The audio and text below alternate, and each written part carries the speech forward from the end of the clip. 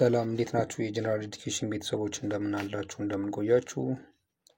እኔ ደህና ነኝ፣ እግዚአብሔር ይመስገን። ኒዮናቶሎጂ በሚል ኮርስ እየተማማርን እንደሆነ ይታወቃልና በዚህም እየተማማርን ፓርት 9 ላይ ደርሰናል። እስከ ፓርት 8 ድረስ ባለፉት ጊዜያቶች ለማየት ሞክረን ነበር።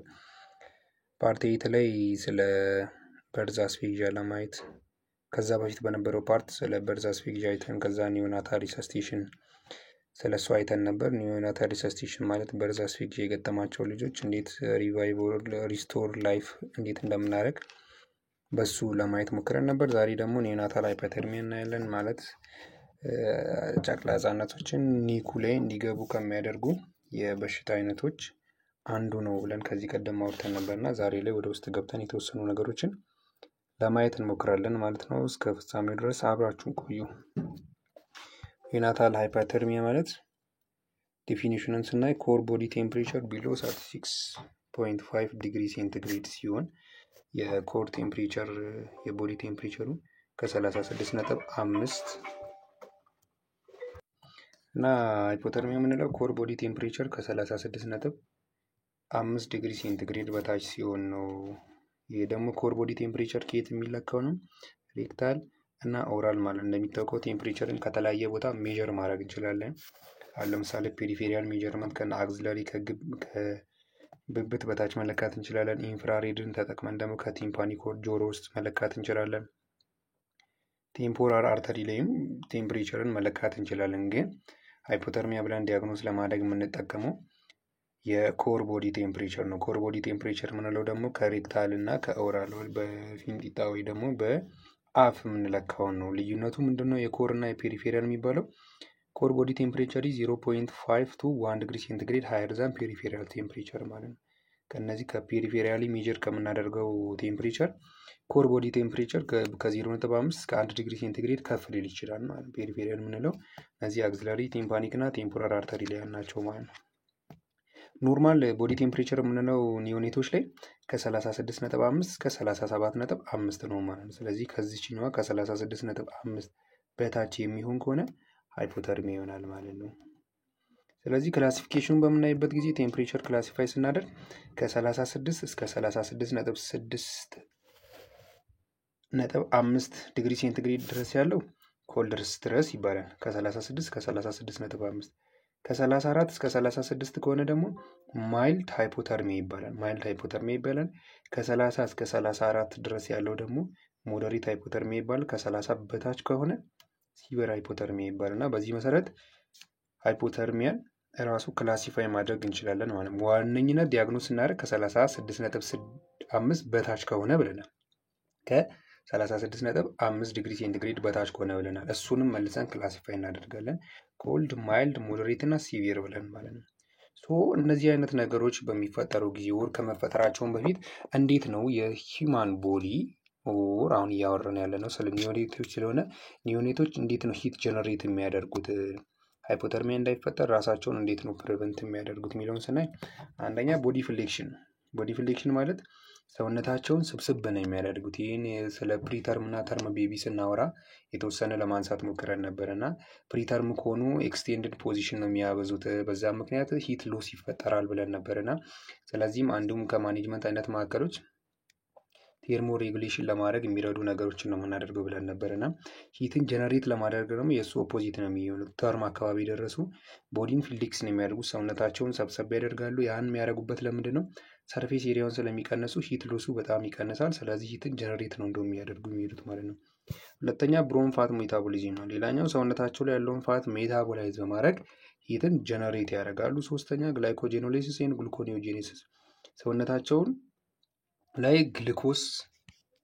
ግሉኮስን ሰውነታቸው ላይ በማዘዋወር በደማቸው ላይ በማዘዋወር ነው። ያም ደግሞ ግላይኮጄኖላይሲስ ስቶር የተደረገውን ግላይኮጂን ብሬክዳውን በማድረግ እና ከሌሎች ነገሮች ግላይኮጂንን ፕሪፔር በማድረግ ሂትን ጀነሬት ያደርጋሉ። ሌላኛው ኖ ሼቨሪንግ ካፓሲቲ በማድረግ ሂትን ጀነሬት ማድረግ ይችላሉ ማለት ነው። ሪስክ ፋክተር ፎር ኒዮናታል ሃይፖተርሚያ ስለ ለሃይፖተርሚያ የሚያጋልጣቸው ነገሮች ምንድን ናቸው የሚለውን ስናይ የመጀመሪያው ሪስክ ፋክተር ምንድነው? ፕሪማቹሪቲ ነው። ቀድመም እንዳወራ ነው ማለት ነው።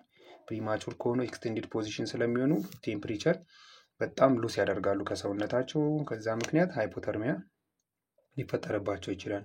ሌላኛው ስሞል ፎር ጀስቴሽናል ኤጅ ማለት ነው። ስሞል ፎር ጀስቴሽናል ኤጅ ማለት ተርም ላይም ደርሰው ተወልደው ሊሆን ይችላል፣ ግን እንደ ጀስቴሽናል ኤጃቸው መጠን እድገት ካላሳዩ እድገት ካልታየ እነዛ ለሃይፖተርሚያ ተጋላጭነታቸው ሪስኪ ናቸው ማለት ነው። ሌላኛው ኒዮናታል ሴፕሲስ ካለ፣ ኢንፌክሽን ከተፈጠረ፣ ፔሪናታል አስፌክሲያ ከተፈጠረ ይህንም አንስተን ነበር ከዚህ ቀደም በነበሩ ፓርቶች። ኤርሊ ባዚንግ። ኤርሊ ባዚንግ ማለት አንድ ልጅ በተወለደ በ24 ሰዓት ውስጥ ሻወር መግባት የለበትም፣ ወር ገላውን መታጠብ የለበትም እና ከዚህ ከ24 ሰዓት ውስጥ ገላውን የሚታጠብ ከሆነ ለሪስክ ኦፍ ሃይፖተርሚያ ከፍ ይላል፣ ይጨምራል ማለት ነው። ስለዚህ ኤርሊ ባዚንግን መከልከል አለበት፣ መደረግ የለበትም። አንዲትን የወለደች እናት ከሆስፒታል ዲስቻርጅ ወር ከጤና ተቋም ዲስቻርጅ በምናደርግበት ጊዜ ኤርሊ ባዝ ማድረግ እንደሌለባት፣ ከ24 ሰዓት በፊት ባዝ ማድረግ እንደሌለባት አሳውቀን ልንለቃት ይገባል ማለት ነው። ሌላኛው ኮልድ ዴሊቨሪ ሩም። ኮልድ ዴሊቨሪ ሩም ማለት የምናዋልድበት ክፍል ላይ አየር የሚገባበት ከሆነ ማለትም ንፋስ፣ ቅዝቃዜ፣ ለቅዝቃዜ ተጋላጭ የሆነ ክፍል ከሆነ ሃይፖተርሚያ ሊፈጠር ይችላል። ስለዚህ ኮልድ ዴሊቨሪ ሩም አንዱ ሪስክ ፋክተር ፎር ሃይፖተርሚያ ይሆናል ማለት ነው። ሌላኛው ኮልድ ኒኩ ካለ፣ ኒኩ ማለት እንግዲህ ህጻናት ከተወለዱ የተለያየ በሽታ ፕሪማቹር ከሆኑ ሊሆን ይችላል፣ ኦር ኮንጀኒታል ማልፎርሜሽን ካለ፣ አይጂአር የተለያዩ አይነት ከጨቅላ ህጻናቶች ጋር በተገናኘ በሽታ ከተፈጠሩ የሚገቡበት ጊዜ ነው ቦታ ነው እና ያ ቦታ ደግሞ ቅዝቃዜ ካለው ቀዝቃዛ ቦታ ከሆነ ራሱ ሃይፖተርሚያ እንዲፈጠርባቸው ምክንያት ነው። በመሰረቱ ይህ ክፍል በጣም ሞቃታማ ተደርጎ ታስቦ የሚሰራ ቦታ ነው እና ኢንኬዝ እንደዚህ አይነት ነገሮች ከሌሉት ምናምን ነገር አንዱ ሪስክ ፋክተር ሊሆን ይችላል ማለት ነው። ኢንአፕሮፕሪየት ኒዮናታል ትራንስፖርት ማለት ከአንድ ቦታ ወደ ሌላ ቦታ እዛው የጤና ተቋም ላይ ሊሆን ይችላል በምናዘዋውርበት ጊዜ ኢንአፕሮፕሪየት ከሆነ ማለት ቴምፕሬቸር ሉስን ፕሪቨንት በማያደርግ መንገድ የምናዘዋውራቸው ከሆነ ኢንአድኩዌት ኦር ኢንአፕሮፕሪየት ክሎዚንግም ካለ ለኒዮናታል ሃይፖተርሚያ ያጋልጣል ማለት ነው። ሌላኛው ሂት ሉስ የሚያደርጉበት፣ ቅድም እንዴት ሂትን ጌን የሚያደርጉበትን መንገድ፣ ሂትን ጀነሬት የሚያደርጉበትን መንገድ አይተን ነበር። ቦዲን ፍሌክስ በማድረግ ብለናል። ብሮን ፋት ሜታቦሊዝም በማድረግ ግላይኮጂና ግላይኮጄኖላይሲስ በማድረግ ብለናል። ሺቨሪንግ ካፓሲቲን በማጥፋት ምናምን ብለናልና እንዴት ነው ደግሞ አሁን ሂትን ሉስ የሚያደርጉት የሚለውን ስናይ የመጀመሪያው ምንድነው? ኮንቬክሽን። ኮንቬክሽን ማለት ምን ማድረግ ነው? ሂት ሉስ ቱ ሙቪንግ ኮልደር ነው። አጠገባቸው ባለ ንፋስ፣ አሁን ለምሳሌ ንፋስን ብንወስድ ቀዝቀዛ ያለ አየር ከያዘ በውስጡ በዛ አማካኝነት ሂትን ሉስ ማድረግ ይችላል። ሙቪንግ ኮልደር አጠገባቸው ስላለ ሂትን ሉስ የሚያደርጉ ከሆነ ምን እንላለን? ኮንቬክሽን እንላለን ማለት ነው። ሁለተኛው ኮንዳክሽን የምንለው ነው። ኮንዳክሽን ማለት ምን ማለት ነው? ሂት ሉስ ውስጥ ኮልድ ኮንታክት ኦብጀክት ማለት ነው። ይሄ ደግሞ ምንድን ቀዝቀዝ ያለ ኦብጀክትን በምንነካበት ጊዜ ፊዚካሊ ሄደን ተች በምናደርግበት ጊዜ ሂት ሉስ ሲፈጠር ምን እንላለን? ያ ኮንዳክሽን እንላለን ማለት ነው። ሂት ሉስ ስሩ ኮንዳክሽን እንላለን ማለት ነው። ሶስተኛው ምንድነው? ራዲዬሽን ነው። ራዲዬሽን የምንለው ደግሞ ምንድነው? ሂት ሉስ ቱ ሰራውንዲንግ ኮልድ ሩም ማለት ነው። እዚህ ጋር የመጀመሪያው ኮንቬክሽን የምንለው ሙቪንግ ኮልድ ኤር ነው። ኮልድ ኤር ሙቭ አጠገባችን ላይ በሚንቀሳቀስ ቀዝቃዛ አየር አማካኝነት የሚፈጠር ነው። ኮንዳክሽን የምንለው ደግሞ ቀዝቃዛ የሆነ ማቴሪያሎችን ወር ኦብጀክቶችን ተች በምናደርግበት ጊዜ ሂት ሉስ ስናደርግ ነው። ራዲዬሽን ደግሞ የምንለው ሂት ሉስ ቱ ሰራውንዲንግ ኮልድ ሩም፣ አካባቢያችን በጣም ቀዝቃዛ ከሆነ ሙቪንግ ኤር ላይኖር ይችላል፣ ግን ሂት ሉስ ካለ ራዲዬሽን እንላለን። ኢቫፖሬሽን የምንለው ደግሞ ምን ሲሆን ሂት ሉስስ ፍሮም ዋርም ቦዲ ማለት ነው። ሰውነቱ ሞቃት ሆኖ ግን ከሱ ላይ ሂት እየወጣ ካለ ምን እንላለን? ያን ኢቫፖሬሽን እንለዋለን ማለት ነው። ስለዚህ እነዚህ ሜተድ ኦፍ ሂት ሉስ የምንላቸው ማለት ነው። ሶ እነዚህ በሃይፖተርሚክ የሆኑ ቤቢዎች ኒዮኔቶች ምን አይነት ማኒፌስቴሽኖች አሏቸው፣ ምን አይነት ክሊኒካል ፊቸሮች አሏቸው ስንል ቅድም በእነዚህ መንገድ ከፋፍለን ነበር አይደል? ሃይፖተርሚያን ማይልድ ሃይፖተርሚያ ብለን ነበር፣ ሞዴሬት እና ሲቨር ሃይፖተርሚያ ብለናል። ሲቨር ከ30 በታች ብለናል። ከዛ ከ30 እስከ 34፣ ከ34 እስከ 36 እያለን ለማየት ሞክረን ነበር እና የሚያሳዩትን ምልክት ማይልድ የምንለው አክሮሳይኖሲስ የሚባል ምልክት አለው፣ ኮልድ ቦዲ አለው፣ ጉስ ባምፕስ አለው፣ ዲሌይድ ካፒላሪ ሪፊል ታይም ምናምን ነገር። ኤክስትሪሚቲዎቹ ኦክሲጅን እጥረት ስለሚኖራቸው ከለራቸው ሊቀየር ይችላል፣ ብሉሽ ሊሆን ይችላል፣ ሰውነቱ በጣም ቀዝቃዛ ሊሆን ይችላል። ካፒላሪ ሪፊል ታይም አሁን የጣቶቻቸው ላይ ያለውን ጥፍር ትንሽ የተወሰነ ሰከንድ ጫን አድርገን በምንለቅበት ጊዜ ቶሎ ብሎ ያ ጥፍሩ ወደ ቦታው አይመለስም፣ ወደ ቀይነት አይመለስም። ይሄ አንዱ የማይልድ ሃይፖተርሚያ ምልክት ነው ማለት ነው። ሞዴሬቱ ሲሆን ደግሞ ምን ያሳያሉ? ኮንፊዥን አለ፣ ኤጂቴሽን አለ፣ ሌተርጂ፣ ዲክሪዝድ ፐልስ ኤንድ ቬንቲሌሽን። እነዚህ ደግሞ የሞደሬት ሃይፖተርሚያ ምልክት ናቸው። ሲቨርም ሲሆን ደግሞ ሲቨሩ እንደ ስሙ በጣም ከባባድ ክሊኒካል ማኒፌስቴሽኖችን ነው የሚያሳዩ። ኮማ ውስጥ ሊገቡ ይችላሉ። ዲያሌትድ ኤንድ ፊክስድ ፒፕልስ ይታያል። አይናቸው ላይ በጣም ዳይሌት ነች አይናቸው ላይ ያለችው ፒፕል። ሃይፖቴንሽን ይኖራል፣ አዲቲሚያ ይኖራል። ዳይሌትድ ቫስኩላር ሊክ ሊዲንግ ቱ ሾክ እንዲፈጠር ሊያደርግ ይችላል። ብሊዲንግ ኤንድ ፊክስድ ሪጂድ ቦዲ በሲቨር ሃይፖተርሚያ ጊዜ የሚታዩ ክሊኒካል ማኒፌስቴሽኖች ናቸው ማለት ነው። ይሄ ደግሞ ኒዮናታል ኮምፕሊኬሽን ካልታከመ ምንን ሊያመጣ ይችላል? ራሱ የሚያመጣው ችግር እንደሆነ ራሱ ችግር ሆኖ እንዳለ ሌላ ከሱ ጋር ተያይዞ እሱ ኤርሊ ትሪት ካልተደረገ ምን ሊያመጣ ይችላል? ሃይፖግላሲሚያ ሊፈጠር ይችላል። ሴፕሲስም ለኢንፌክሽን ተጋላጭነቱን በጣም ከፍ ያደርጋል። ዲስትሪቢዩቲቭ ሾክ ያመጣል። ዲሲሚኔትድ ኢንተርቫስኩላር ኮአጉሌሽን፣ ሜታቦሊክ አሲዶሲስ፣ አኖክሲክ ብሬን ኢንጁሪ፣ ቬንትሪኩላር ፊብሪሌሽን፣ መልቲ ኦርጋን ፌለር እነዚህ ሁሉ ኒዮናታል ሃይፖተርሚያ በጊዜ ካልታየ እና በጊዜ አስፈላጊውን የሆነ እንክብካቤ ካላገኘ ኦር ትሪትመንት የማያገኝ ከሆነ ሊመጡ የሚችሉ ኮምፕሊኬሽኖች ናቸው ማለት ነው። ሌላኛው እኔ በሃይፖተርሚክ የሆኑ ልጆች ላይ ለላብራቶሪ ወርክአፕ ኦር ላብ ዲያግኖሲስ የምንልካቸው ነገሮች አሉ። አንደኛ እኚህ የምናደርገው አንደኛነት ዓላማው ምንድን ነው? ከእሱ ጋር በተገናኘ ኮምፕሊኬሽኖች አሉ ብለናል። እነሱ መኖር አለመኖራቸውን ቼክ ለማድረግ ሊሆን ይችላል። ሁን ሌላ ሲስተሚክ ዲስተርባንስ መፈጠር አለመፈጠሩን ለማረጋገጥም ነው እነዚህ ላብራቶሪ ወርክአፕ ኦር ዲያግኖሲስ ያስፈልገው ማለት ነው። ከምንልከው ነገር መካከል ምን ምኖች ናቸው የሚለውን አንደኛ ፕላዝማ ብለድ ግሉኮስ ሌቭል እንልካለን። ሴረም ኤሌክትሮላይት ኮአጉሌሽን ፋክተር፣ ሴፕሲስ ወርክአፕ ሴፕሲስ አንዱ ኮምፕሊኬሽን ነው ብለናል። ደግሞ ዲአይሲ ብለናል፣ ዲሲሚኔትድ ኢንትራቫስኩላር ኮአግሎፓዚ እሱን ለማየት ኦርጋን ፋንክሽን ቴስት እናያለን።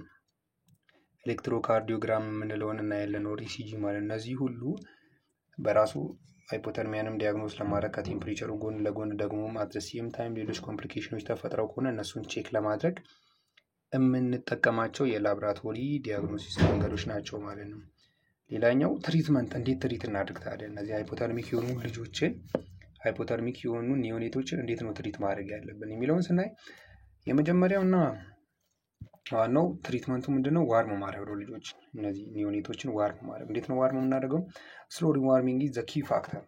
ቢያንስ 1 ዲግሪ ሴንቲግሬድ ፐር ሀወር ቴምፕሬቸራቸውን እየጨመረ እንዲሄድ ማድረግ አለብን ማለት ነው፣ ኖርማል ላይ እስኪደርስ ድረስ። ይሄ ደግሞ ዋርሚንጉን በሁለት እንከፍለናል፣ አክቲቭ ዋርሚንግ እና ፓሲቭ ብለን ማለት ነው። አክቲቭ ዋርሚንግ የምንለው ኢንተርናል ዋርሚንግ እንለዋለን። ዋርም አይቪ ፍሉድስ፣ ዋርም ሂሚዲፋይድ ኦክሲጅን ማለት ነው። አይቪ ፍሉድን ተጠቅመን ወይ ደግሞ ሂሚዲፋይድ የሆኑ ዋርም እና ሂሚዲፋይድ የሆኑ ኦክሲጅንን ተጠቅመን ዋርም ስናደርግ ያ አክቲቭ ዋርሚንግ እንለዋለን ማለት ነው። ሌላኛው ፓሲቭ ኦር ኤክስተርናል ዋርሚንግ የምንለው ማለት ነው። ይህ ደግሞ አዲኩዌት ቦዲ ክሎዚንግ ማድረግ፣ አስፈላጊውን የሆነ ሙቀት ጀነሬት ለማድረግ የሚረዳውን ያህል ልብስ ማልበስ፣ ራዲያንት ሂተር ኦር ኢንኩቤተር ኦር ሂተር ብላንኬት በመጠቀም የማሞቂያ የተለያዩ ማሽኖችን በመጠቀም ኢንኩቤተር ሊሆን ይችላል፣ ሙቀት የሚሰጥ ብላንኬት፣ ብርድ ልብስ ነገር በማልበስ፣ ኮሬክት ሃይፖቴንሽን ዩዚንግ ኖርማል ሳሊንን በመጠቀም ሃይፖቴንሽኑ አንዱ ኮምፕሊኬሽን ነው እና እሱን ትሪት ማድረግ። ትሪት ኮንኮሚታንት ሴፕሲስ ኤንድ ሃይፖግላይሲማ፣ እነዚህ ኮምፕሊኬሽኖቹን አብሮ ተያይዞ የሚወጡትን እንዳለ አብረን ትሪት የምናደርግ ኪፕ አንደር ቴርሞ ኒውትራል ኢንቫይሮንመንት ላይ በማድረግ ትሪትመንቱን እናስኬዳለን ማለት ነው። ሌላኛው እንዴት ፕሪቨንት እናደርግ የሚለው ደግሞ እንዳይፈጠር በዋነኝነት መስራት ያለብንም እዚህ ጋር ነው። እንዴት ፕሪቨንት እናደርግ የሚለውን ስናይ የመጀመሪያ ዋርም ሪሰስቴሽን ዴሊቨሪ ሩም ማለት ነው። አንዱ ሪስክ ፋክተር ምን ብለናል? ኮልድ ዴሊቨሪ ሩም ብለናል፣ ኮልድ ኒኩ ብለናል። ስለዚህ እነዛን አካባቢዎች ምን ማድረግ አለብን? ዋርም ማድረግ አለብን ማለት ነው። እና ምን እናደርጋለን? ሌላኛው አፕሮፕሪየት ኒዮናታል ትራንስፖርት ሪስክ ፋክተሮችን መቀነስ ማለት ነው። ይህ ትራንስፖርት ሲስተሙን ምን ማድረግ ነው? አስፈላጊ በሆነ መንገድ እንዲሁም በማድረግ ሌላኛው አድቮኬት ካንጋሮ ማዘር ኬር ፎር ፕሪተርም ማለት ነው። ካንጋሮ ማዘር ኬርን እንትን ማድረግ እንደ ፕሪተርም ከሆኑ ያለ ጊዜ የተወለደ ልጅ ከሆነ ቶሎ ብሎ ስኪን ቱ ስኪን ኮንታክትን በማስጀመር ሃይፖተርሚያን ፕሪቨንት ማድረግ እንችላለን። ሌላኛው አቮይድ ኤርሊ ባዚንግ አት ሆም ማለት ነው። ኤርሊ ባዚንግ አት ሆም ላይ እንትን ማድረግ ከ24 ሰዓት በፊት ቅድም እንዳልኳችሁ ሪስክ ፋክተሮቹ መካከል ማለት ነው። ከ24 ሰዓት በፊት ሻወር እንዲገባ ባለማድረግ ይህን አቮይድ በማድረግ። ሌላኛው ኢንካሬጅ ሄድ ከቨሪን አድኩዌት ክሎዚንግ ፎር ኒዮኔት ስፔሻሊ ኢን ኮልድ ዌዘር ማለት ነው። በተለይ አየሩ ቀዝቀዝ ያለ አካባቢ ሲሆን ኦር ሌላም አካባቢ ቢሆን ጭንቅላቱን ከቨር ማድረግ አለብን እና አዲኬት የሆነ ክሎዚንግ በማልበስ ሃይፖተርሚያን ፕሪቨንት ማድረግ እንችላለን ማለት ነው። ይሄ እንግዲህ ኢንፋንት ኢንኩቤተር ነው፣ ኒኩ ላይ የሚገኝ ነው። ልጆች እንደተወለዱ ያለ ጊዜያቸው ከተወለዱ በተለይ ሙቀት ለመስጠትም የሚገቡበት ማሽን ነው እና ይሄ ኢንኩቤተር የሚባለው ማሽን ነው። ሌላኛው ካንጋሮ ማዘር ኬሪያ ነው። ይሄ ነው ከስሙ እንደምንረዳው ካንጋሮ ልጇን እንዴት እንደምትይዝ እዚህ ምስሉ ላይ እንደምትመለከቱት ወር እንደምታውቁትም በዛ አይነት መንገድ ልጁ እንደተወለደ ወር እንደተወለደች እናትየው ደረት ላይ ማስቀመጥ ነው። ልጁ ከስኪን ቱ ስኪን ኮንታክት ከዛ በላይ የቀረውን ክፍል በፎጣ መሸፈን፣ ያ ካንጋሮ ማዘር ኬር ይባላል። ሃይፖተርሚያ እንዳይፈጠር ፕሪቨንት ያደርጋል። ብረስት ፊዲንግንም ኢኒሼት ለማድረግ በዚያ መንገድ ሰርቭ ያደርጋል ማለት ነው። ሌላኛው ሲቨር ሃይፖተርሚያ ደግሞ ምን ሊያመጣ ይችላል? ፔሪፌሪያል ጋንግሪን ሊያመጣ ይችላል። ለፔሪፌሪያል የሚገኙ ኦርጋኖች ምናምን ነገር ኦክሲጅን በሚያስፈልጋቸው መጠን እንዳይደርሳቸው ስለሚችል ጋንግሪን ሊፈጠር ይችላልና ጋንግሪን በጣም ደግሞ ወስጠሪታ በሽታ እንደሆነ ሁላችንም የምናውቀው ነገር ነው። ማታቁም ካለ ከጊዜ በኋላ እንሰራዋለን እና በጣም አስከፊ በሽታ ነው እና ያ ሊፈጠር እንዲያደርግ ስለሚችል የሃይፖተርሚያ ፕሪቬንሽኑ ላይ በጣም ጠንክረን መስራት ይጠበቅብናል ማለት ነው። እስከዚህ ስለተከታተላችሁን እጅግ አድርገን እናመሰግናለን። ሀሳብ አስተያየት ካላችሁ ኮሜንት ሴክሽን ውስጥ ማስቀመጥ ትችላላችሁ። እንዲሁም ሰብስክራይብ፣ ላይክ በማድረግ ቤተሰብ እንድትሆኑን በአክብሮት እንጠይቃለን። በቀጣይ ፓርት እስክንገናኝ ድረስ መልካም ጊዜ ይሆንላችሁ።